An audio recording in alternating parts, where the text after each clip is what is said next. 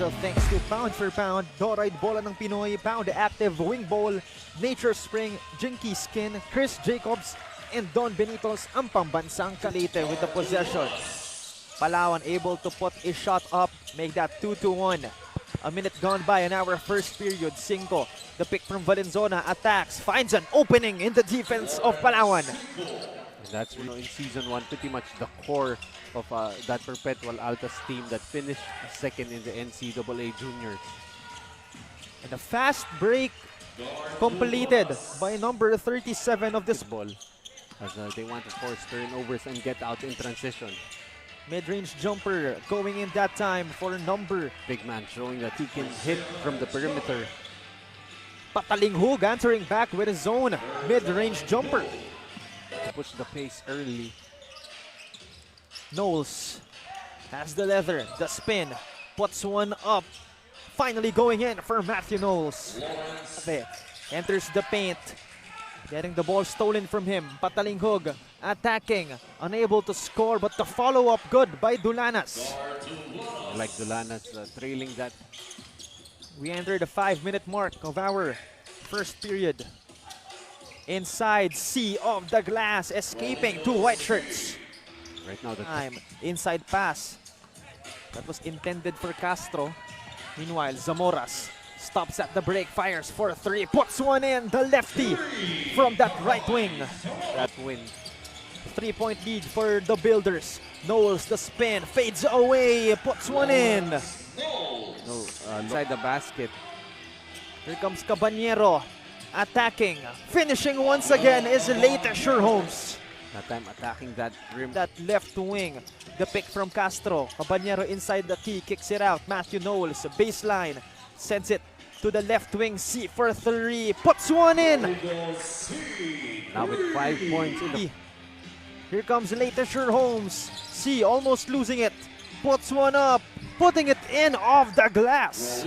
The degree of difficulty. Patalinghug, now Zamoras, picked up by Caballero. The pick, still with Zamoras, drop pass. That's good for Binagatan. And once again, this is Manny Pacquiao's Junior MPBL.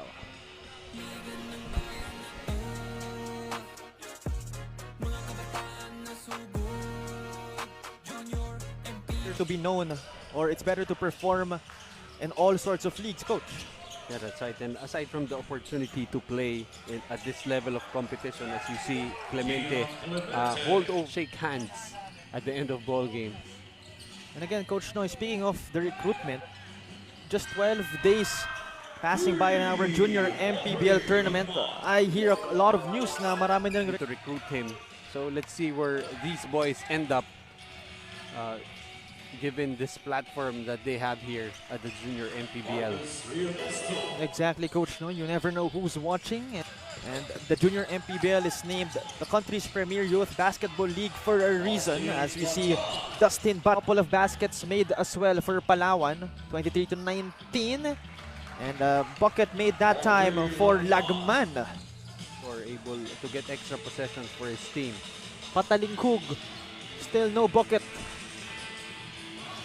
Dulanas entering the paint. Finally a bucket right here. We have a deadlock at 23. Early offense. Castro finds Dulanas. Firing for three. No good. Almost a steal, and Pellegria gets the steal and converts for Palawan. That time Valenzuela. C. Now to Cinco, back to Matthew Knowles. Thought about the three, enters the paint, attacks the lane. No good. Cinco, offensive board, sends it out. Matthew Knowles for three. Still doesn't go. Cinco, follow-up is good.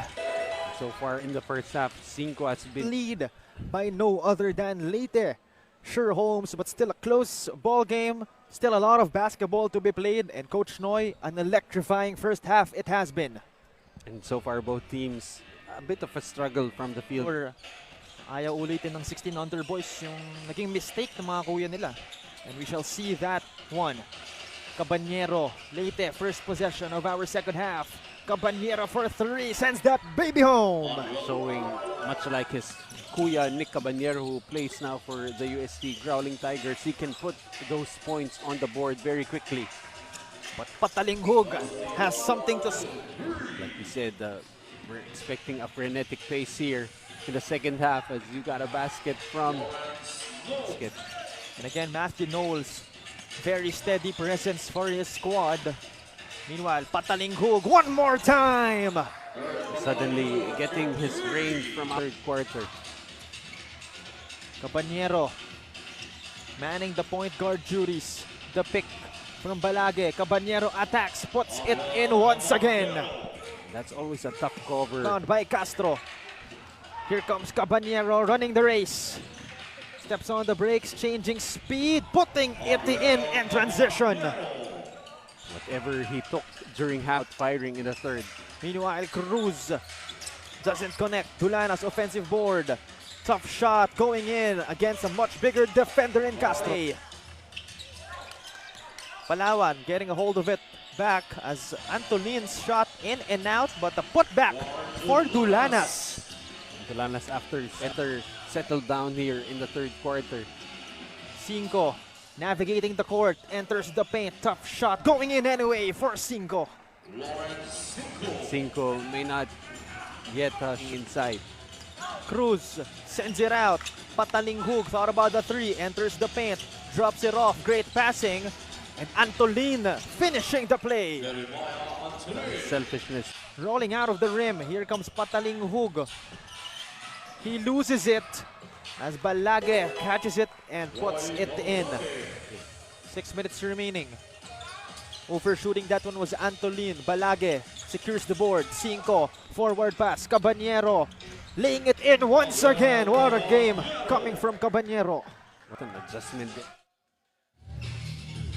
Head coach Gerald Dizon of the Palawan Yurich Builders, one of the assistant coaches of the Perpetual Alta, says that repetition is the key for Here this. comes Leyte. C to Echave. Handing it off to Batan. Here comes Valenzona from downtown. Sinks the shot. After only making one of their first 11. In once again. Batan sends it to Caballero. Finding the cutter in Clemente, but Caballero inside. And that's now 10 points. Crossing half court, attacks the lane, drops it off to Antolin. Unsuccessful. Here comes Batan, intercepted by Zamoras. Hands it off to Castro. What a play coming from this Palawan Yurich Builder squad. Palawan Yurich Builders. Caballero picked up by Zamoras. Caballero reverse lay-in is good. What a move by Caballero. 12 points in Once again, this is Manny Pacquiao's Junior MPBL.